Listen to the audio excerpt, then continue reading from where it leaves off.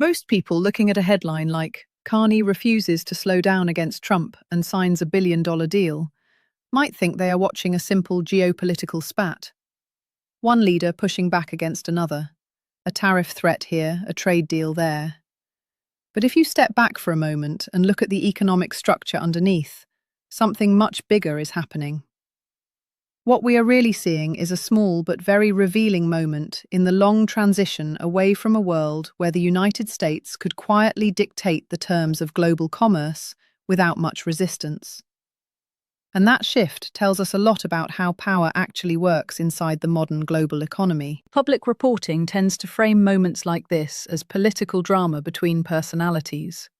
One president threatening tariffs, another prime minister responding with diplomatic gestures and new agreements abroad. The surface-level story suggests that Washington attempted to pressure Canada economically, expecting Ottawa to come to the negotiating table in a familiar pattern that has defined North American trade relations for decades. But what appears to have happened instead, at least according to the broad outline of the story, is that Canada moved aggressively to deepen its economic ties elsewhere, particularly with major European industrial partners. From the outside, that might look like a symbolic show of independence, a diplomatic message meant to signal resilience. But when you examine the economic mechanics behind it, the strategy becomes clearer. Modern trade power is not just about tariffs or border access. It is about supply chains, energy flows, manufacturing ecosystems, and long-term investment relationships. Countries that control those systems hold leverage. Countries that rely on a single dominant partner often find themselves vulnerable. And historically, Canada has lived inside exactly that kind of dependency structure. For generations, its economy has been deeply integrated with the United States through geography, trade agreements, and industrial supply chains. That relationship has created enormous prosperity, but it has also produced a quiet structural imbalance.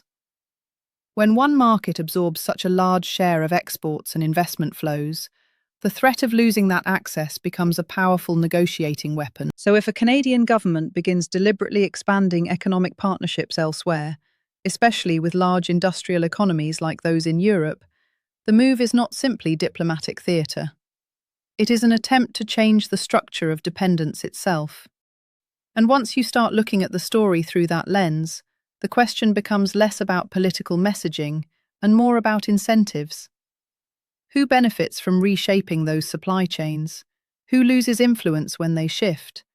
And what kind of economic world begins to emerge when middle powers start building alternatives to a single dominant market? And this is where the Frankfurt meeting and the manufacturing and clean energy agreements surrounding it start to make more sense when viewed through the logic of industrial policy rather than diplomatic symbolism. Public coverage often highlights the headline number attached to a deal like this and moves on.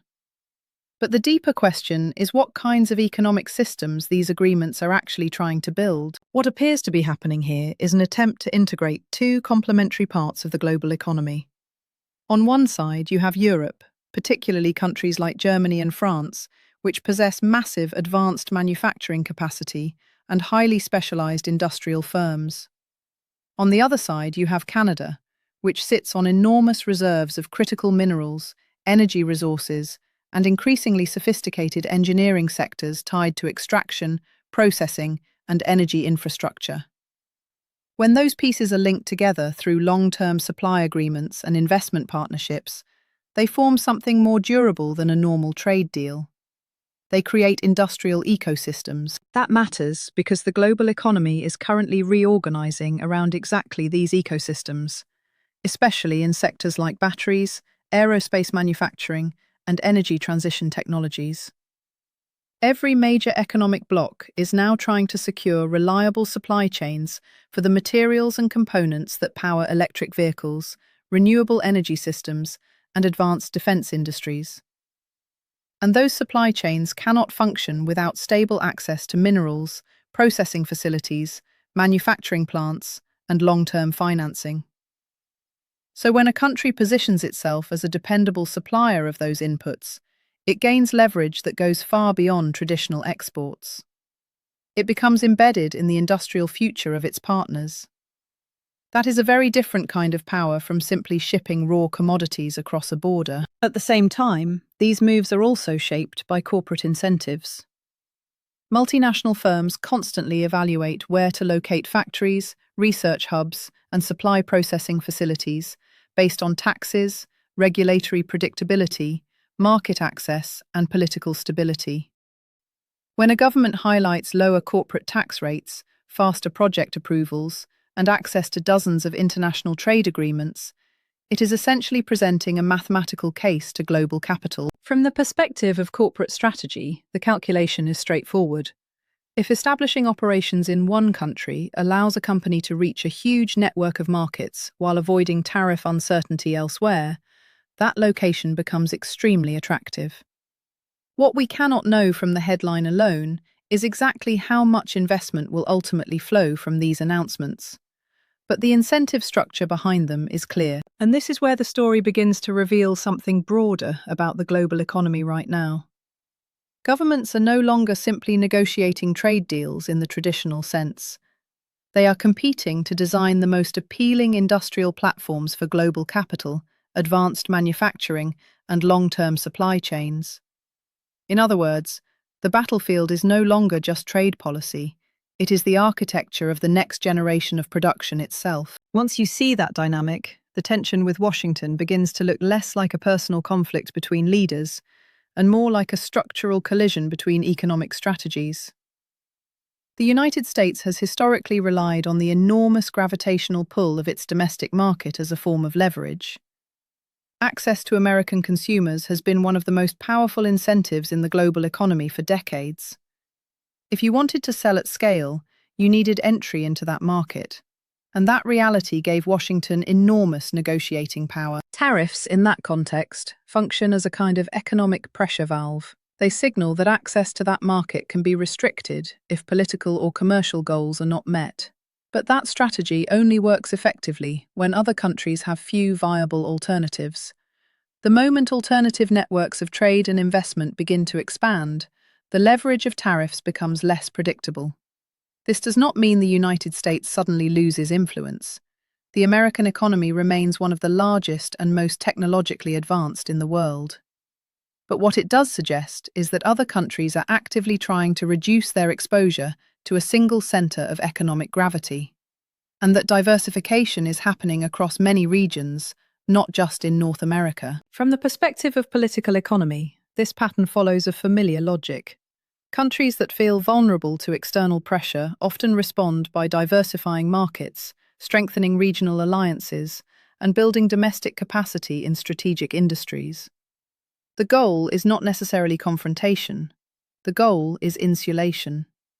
A country with multiple strong trade partners has more negotiating room than a country dependent on only one. What is especially interesting in this situation is how financial credibility and policy stability are being used as selling points. When leaders emphasize things like strong public finances, predictable regulation, and faster industrial approvals, they are essentially telling investors that their capital will face fewer political shocks. In a world where trade tensions and geopolitical uncertainty are rising, that promise of stability becomes extremely valuable. And that brings us to the phrase that reportedly stood out during the summit, the idea that nostalgia is not a viable economic strategy. Whether one agrees with that framing or not, the underlying point reflects a wider transition. The late 20th century economic order was built around a relatively stable hierarchy of markets and alliances. Today, that hierarchy is loosening, and governments are adjusting their strategies accordingly. What we cannot know from the headline alone is exactly how successful these diversification efforts will be. Industrial ecosystems take years, sometimes decades, to fully develop. Supply chains are stubborn things, and businesses rarely move them overnight. But the attempt itself signals that policymakers increasingly believe the old assumptions about trade dependence are no longer safe to rely on. And this is where the story circles back to ordinary people. Because these global shifts are never just abstract negotiations between governments. They filter down into jobs, wages, energy prices, and the stability of entire regions. When countries compete to host new factories, mineral processing facilities, or battery supply chains, they are also competing over where future employment will exist and which communities will benefit from the next wave of industrial investment. If a country succeeds in anchoring itself inside those future supply chains, it can generate clusters of economic activity that last for decades. You start seeing manufacturing plants, engineering firms, research labs, and logistics networks forming around the same sectors. Workers find opportunities not just in one factory, but across an entire ecosystem of related industries. But the opposite is also true. When supply chains move elsewhere, entire regions can slowly hollow out as investment shifts to new locations.